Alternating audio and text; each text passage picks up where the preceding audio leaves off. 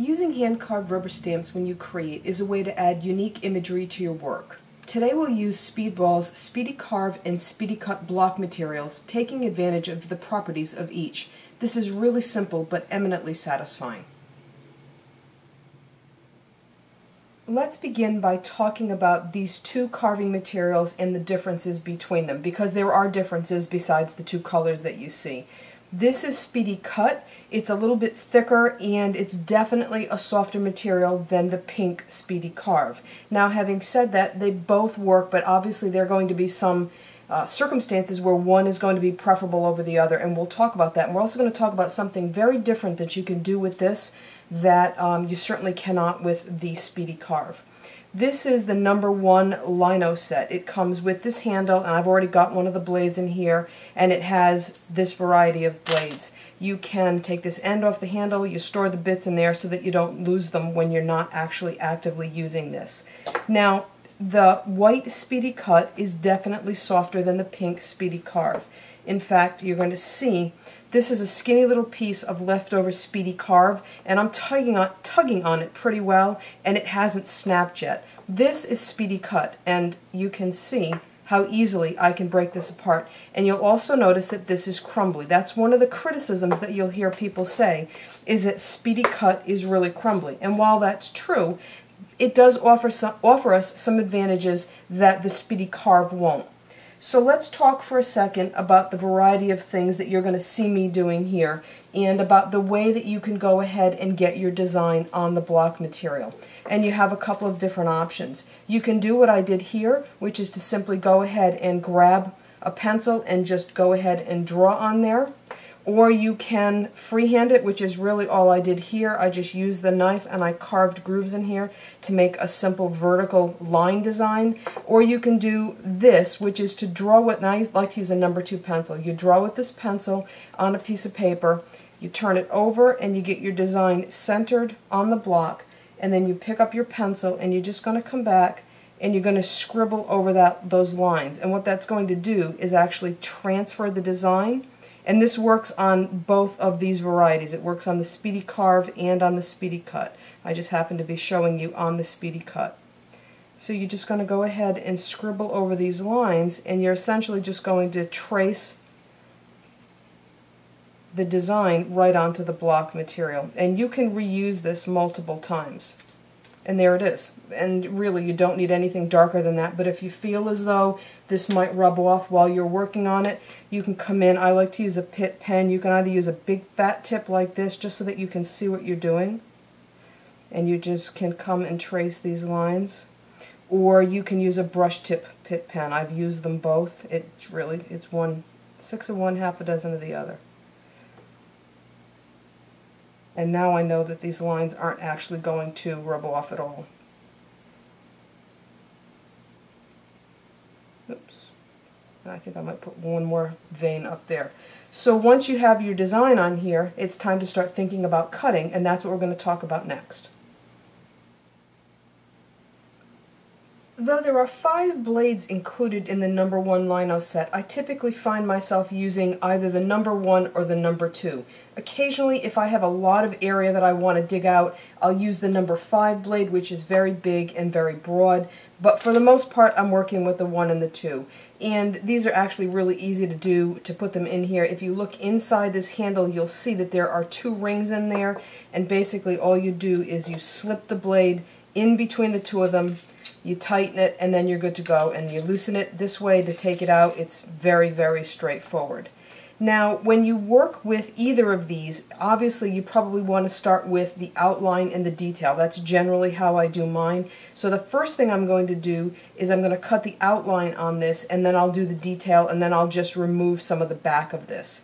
So when I do this, what I'm going to do is start with the #1 blade, and I'm just going to follow my design here. So it's just a question of getting the blade in the material and pushing it along so that you can follow this edge. Now generally I turn the block and the cutter. I find that I get smoother curves that way, and you'll practice and play a little bit to figure out what works the best for you. Now, again, we talk about the Speedy Cut being crumbly, and you can see these sort of crumbles that happen here. Now, I could actually do this with the number 2 blade, and in fact, I'm probably going to pop this out, and I'm going to put this one in just to show you the difference, the difference between the two of them. So I'll come over here, and you can see that this is a fairly shallow cut, and it certainly has its uses, and we'll talk about that. But if I put this number 2 blade in now, I'm actually going to take a bigger bite out of this, and I'm going to cut a deeper and wider channel with this blade than I did with the number 1. Again, they both have their uses. It's just a question of figuring out what you want to do. So for this, I'm probably going to use this number 2 blade, and I could also come in and I could actually, I want to show you one thing, and this will help me kill 2 birds with 1 stone. Obviously you start with blocks like this, or even bigger ones, because they're both available in larger chunks too, but you have to find a way to hack small enough pieces off. And so what I typically do, let me bring this in, I work with a cutting mat, my knife, and a, this is not an X-Acto knife, this is a utility knife. I find this far more effective than trying to use an X-Acto knife, which is just not big enough. So I'm going to extend this blade all the way, and you can either cut freehand, and you see the Speedy Cut cuts very easily. The Speedy Carve is a little bit denser, and so you have to push a little bit harder to get a piece cut off of that. But they both will work, and if you want a straight edge, like I've done here, you can use your Omnigrid ruler and one of these utility knives to cut nice straight lines. But what I can do now is I can actually carve away, or cut away rather, some of this background. That just gives me less to have to carve away after the fact. So that's how you can take big pieces, or excuse me, you can take workable sized pieces off of your larger pieces, or you can just go ahead and use the utility knife to sort of chunk off some pieces. Let me get this out of the way, bring my knife back in. And so what I can do is I can either use this number 2 blade to clear this out, or I can go ahead and I can use that number 5 blade. But what I'm going to do is I'm actually going to cut this center vein with the number 2 blade, and I'm not going to press super hard because I don't want a really fat area to be removed, but I do want something a little bit bigger than what the number 1 will do. So I'm just going to gently push my way along and take that piece out, and I actually think I'm going to use the number 2 blade. I was thinking I might shift to the number 1, but as long as I'm careful and I don't push too hard, I'm not going to take a big divot out of here, and this will be fine. One of the things to bear in mind is that the line that you're cutting, the groove that you're cutting, will actually print bigger than what it looks like when you look at it. So you'll experience this as you go along. You'll think, oh geez, that ended up being far bigger than what I had in mind, and so you'll have to either recut or start again, or just live with it the way that it is. Alright, so there are my veins cut out now. And I'm going to switch out, and I'm going to put in this number 5 blade because I want to use it to remove some of this other material. And again, with the Speedy Cut, this is very easy to do because this is such soft material.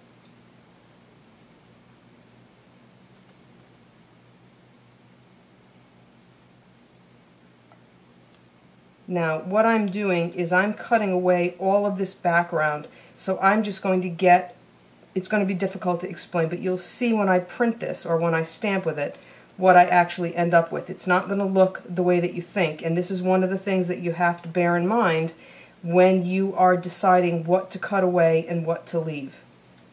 So let me just, in fact, I'm going to come in with my utility knife and just cut some of this away.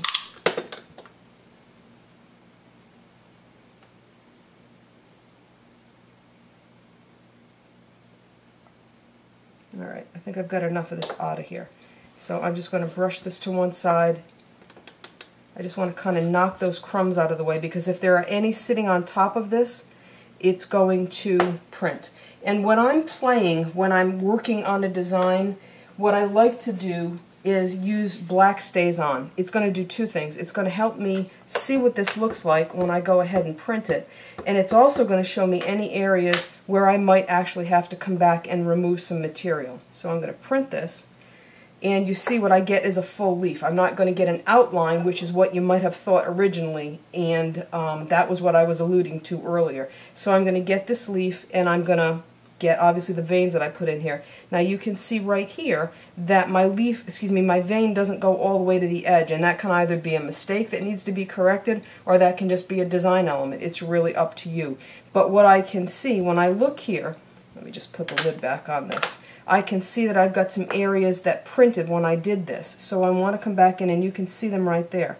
I want to come back in and very carefully remove that area, and I can see the black here that needs to go. Now sometimes when you do this and you get these grooves and these sort of stripes that happen, and let me see if I can find the stamp that I'm thinking of. Alright, so this is a different leaf, and I did this one on Speedy Carve. And you can see these lines here, and when this prints, I'd actually decided to leave them here. And oftentimes you'll see hand-carved stamps with this sort of business going on in the background. And let me just show you the difference here. And that's actually part of the, part of the attraction sometimes with hand-carved stamps is that you see what goes on there in the background, and you get that print that kind of goes on, and you get this speckled area. Some people like that, some people don't. I actually really like that look. Now, if I had done a little bit better job about thinking about that, I actually could have left some of these other lines a little bit taller so that they would have printed too. But coming back to our white stamp here on the Speedy Cut, now that I've cleaned this up, and I think I'm going to leave that vein the way that it is. Now that I've cleaned this up, this should actually print a lot more cleanly than it did a second ago. Just get that out of there. Alright, so let's, again, I just want to brush my little crumbly bits off. Just come in and print this again and see what this looks like now.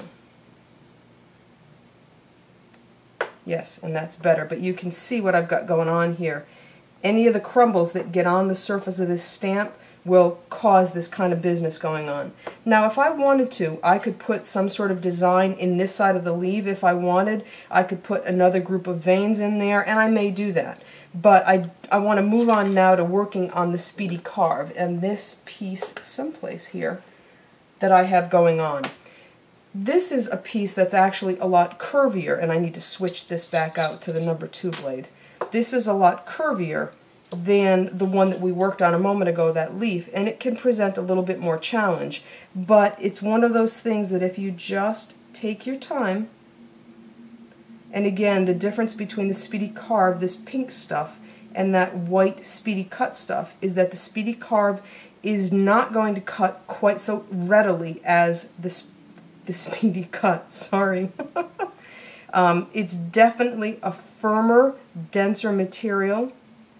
And I'm going to bring in my X-Acto knife, and I will use this at times. I'm just going to sort of cut that last little piece. I find it's easier to get straight lines using this. There we go. But because this is a denser material, you have to exert a little bit more pressure to get it to cut. Again, I'll bring in the X-Acto knife just to trim this end off. But it does allow you to get far finer detail without that crumbling business that we saw going on just a moment ago. So when you decide what you want to work with, you have to think about how detailed your design is going to be, and maybe you have arthritis, and so working with the Speedy Cut is a far better choice for you because it cuts so much simpler. And you can do all kinds of really fun things here, and you can do basically the same thing with either one of these. Again, you're going to get a little bit more crumbly stuff going on here and maybe a little bit less fine detail, but either one of these will work. And then you can do some really cool stuff, and you'll notice how fairly perfect this heart shape is and how fairly perfect this circle is. There is a method to my madness. I'm going to show you how easy it is to do this. Serendipity can be a pretty fabulous thing, and I happened upon this technique simply because it occurred to me. I couldn't even tell you what the thought process was that got me here, but it's here and it's really worth using. It's a really interesting, fun thing that you can do. These are fondant cutters, and they are made of metal, and while this is not sharp per se, it is enough to actually make its way through the Speedy Cut, not the Speedy Carve. I'm going to just, in fact, I'll just work with this piece. I don't want to ruin this piece. I'm going to put this on here and I'm going to press, and I had to press really hard to get through that little tiny bit, but look what happens when I work with the Speedy Carve. Now, I'm not going to press this with my fingers because it's a little bit harder to get it in evenly. This is just another Omnigrid ruler. All you need is something flat and firm that won't flex, so you can put it on the top of the cutter and push it down. And you can get right through this Speedy Cut with no difficulty. And out pops the fondant cutter, and then you're just going to push the piece through. Now remember, this is Speedy Cut and it's crumbly, but that's okay. You just brush these crumbles off, get them out of the way, because again, if they get up here, they're going to interfere with how the block prints. But once you get them done, you have this perfect little square with these rounded corners. And it works for all of these. Just push that through, pop it out, brush off the crumbles. Now, you can use this as is. These are pretty small pieces, but it doesn't mean you can't do something to them. Here is the little flower, and all I did was just put a center on it. So you can do most anything with these, again, within the limited confines of these small ones. But when these fondant cutters are sold, they're typically sold in sets of, I don't know if it's 3 or 4, and they kind of nest, so you get 2, 3, 4, however many sizes you get. So you have these larger pieces, and again, I want to be reasonably economical how I use this. There's no point in wasting it. I'm just going to press this through, pop this out. Again, I'm going to brush off all the crumbles, get them out of there. And I have this pretty darn near perfect circle. Now, okay, that's a little boring, you're thinking. Well, it's not boring if you do something to it. This was one I actually did by hand. I didn't do it with the fondant cutter, but you can see the kind of fun things that you can do. And we're talking about nothing that's rocket science here. Again, I have my number 2 cutter. I'm not even going to mark this. I'm just going to make some kind of curvy lines on here. All I want to do is create something that's my own imagery that I can use on the background of my journal pages or whatever it is that I'm working on, so that I get some really cool texture on there. Whoops, let me get that done. There we go. So I get some really cool texture on there that, again, is kind of mine and maybe won't look like yours, and you have the opportunity to play and get really creative, and you can do all kinds of fun things here. And again, carving stuff is really straightforward. I know it seems like I didn't show you how to do very much, but honest to goodness, there isn't a whole heck of a lot to show you. Whether you start with something that you freehand, like we talked about, or you trace the design on the block like we did for this sleeve, or you're just playing like I'm doing here. It's just a matter of experimenting with the particular cutters and the size of the groove that it makes, and just playing. And you'll find what works for you. Does turning the piece work when you're making curves, or does turning the handle? Now I find that this gets very awkward, which is why I turn the piece. So maybe I'm just going to put some little divots in here. Nothing fancy. Just going to put some kind of texture and some marks in here. Then I'm going to print this and see what it looks like. Maybe it's great, maybe it needs a little bit more work, I don't know, we'll see. Right there. Alright, so let me just grab a piece of paper, and again, I like to test print with black StazOn. I just find that it's far more effective for me this way. There's probably some crumbles on here, but that's alright. We'll at least see what this looks like. Yep, there was definitely a big crumble on there, so let me wipe this off rather, and ink it up again, and then we'll see what this looks like. Okay, that's better. Again, there's nothing planned or nothing particularly special going on here. I just want to show you how simple this is. Now here's the best part. See how thick the Speedy Cut is? You can work on both sides. If I want to come back and I want to put a design on this side, I can do that. Let me cover this. I can just sort of follow, let me get this paper out of here, too hard to swivel. I can just follow the outline of my circle.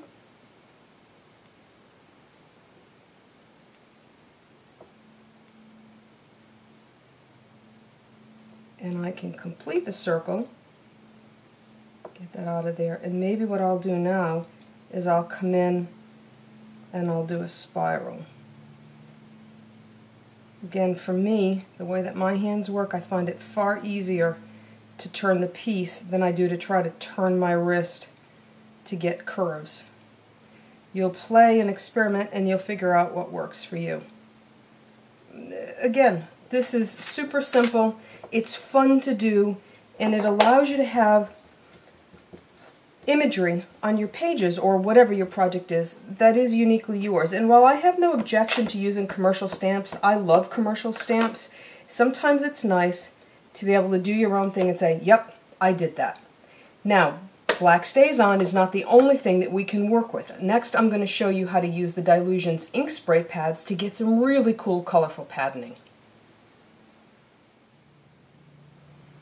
It pretty much goes without saying that you can use whatever ink pad or colors you want, but with the advent of the Dylusions ink spray pad and all of these fabulous colorways and this combination of colors, you can kind of get multicolor stamping with virtually no effort at all. This ink pad has Funky Fuchsia, Calypso Teal, and Fresh Lime on it, and what I'm going to do is just use this stamp that I carved earlier, and I'm going to pick up color. I'm just going to kind of ink this up. Let me get this out of the way. I'm going to ink this up, come in here, I'm just going to stamp this on the border. Now, not a lot of strong contrast there, but you'll see what I'm going to do with this in a second that's actually going to change the way that this looks. But first I need to get this stamped all the way across the bottom of this page. Now if I wanted to, let me bring this back in, if I wanted to actually come over here and start picking up different colors, I could do that, but for now I'm going to go with sort of this same repeat that I'm working on. Move this out of the way, come in here, and get this last length of the border done.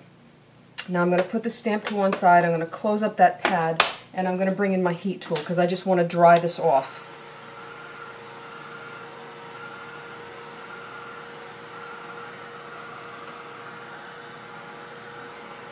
Okay, I think that's good. So now I'm going to use, I have a black Pitt pen in the F fine tip, and I have my Unisigno pen. Actually going to turn this like this. It's easier for me to work in this direction when I'm making these kind of loopy things. So I'm just going to come in here and I'm basically outlining my stamped design. That kind of helps it stand off against the background since these colors are somewhat similar. I didn't do a very good join right there, but I'm just sort of mushing it all together and no one will be the wiser. Again, this is not supposed to be perfect. Anything that's handmade, at least in my mind, part of the joy is that it's not perfect, and the variations that come with each iteration as you make something or as you create something totally new means that they're not going to be perfect, and I'm absolutely okay with that. But by coming along and outlining with this marker, it means that I'm really delineating the outline of these designs or these shapes, and it really makes it stand up off that background. So now what I'm going to do, actually, before I do this, I'm going to put a circle sort of at the top of each one of these upward spokes. And I won't go all the way across because you really don't need to see me draw circles. It's kind of like watching paint dry. But then I'm going to just come in and I'm going to touch this pen and I'm just going to lightly dot to fill in this circle. And so now this sort of takes on an entirely different look. Okay, so you sort of get what's going on there. And obviously, let me bring in a different colorway. This is Lemon Zest, Postbox Red, and Funky Fuchsia. And this is actually a tag left over from when I did the video about this ink spray pad. I've got this on one side and there's actually nothing on the other. But I want to grab some of these other stamps and just show you how cool they look when you bring in the notion of this multicolor pad. So let's do this house because I really like houses. I think it's a fun piece of imagery. And so I'm going to span two colors. All right, that looks like it's pretty well inked, and then I'll just stamp this. And there you have it. You have this house. Now again, you can see the black from where I previously stamped this with black stays on. This is where I'm going to get those carving lines in here. If you don't want those, obviously then you have to go back and carve them all out and get rid of them. But here is this leaf that we did a little bit earlier. Let's see what this looks like. Very pretty. I like that a lot. And again, this starts to look like a fall leaf because I've got this gradation of color. And again, I can just close this and get this out of the way. I can come in and dry this off.